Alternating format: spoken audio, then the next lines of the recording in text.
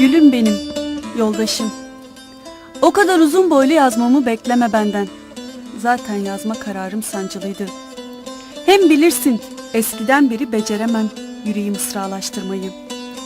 Deli bir kısrak gibi tepinse de içerimde bu özlem, seninle 4 mevsimi yaşamamışken daha, bir gül bitip kuruyuncaya dek birliktesizken, bir ucundan sen vurdun, bir ucundan ben.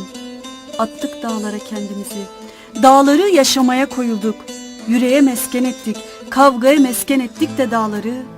Gel gör ki bu yüreğe dar geldi bu dağlar. Nehirler boyu akıp gitti.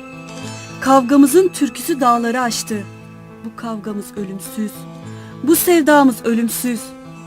Ayrılığa demir atmışsak da ayrı denizlerde hasretliklere, ayrı denizlerin buluştuğu okyanuslar var gülüm. Ve ayrılıklar ölümlü, hasretlikler cehennemlik. Geleli beri birkaç kez yaktı genizimi barutun kokusu. Doymadım, doyulmuyor. Övün benimle, gururlan. Ne kadar da güzelleştin bir bilsen savaştıkça ve güzelleştikçe savaşan. Peki sen ne yaptın?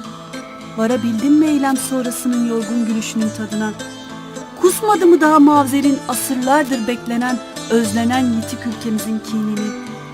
Karışmadı mı mavzerinin sesi dağa taşa sinmiş isyan intikam çığlıklarına? Savaş gülüm, sıkı savaş, savaştıkça varız biz. Savaştıkça güzelleşir, çoğalır, savaştıkça severiz. Hem zerre kadar korkmuyorum ölümden. Ölüm ağrıma da gitmiyor.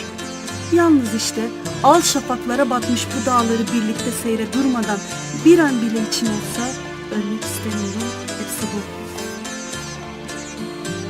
Bir şeyler verebilseydim sana. Ama bir gerillanın kavgasından, silahından başka neyi var ki? Bu kavganın onuruyla, bu silahın sıcaklığıyla kucaklarım seni. Eylem coşkusuyla öperim gülüşlerinden seni selamlarken.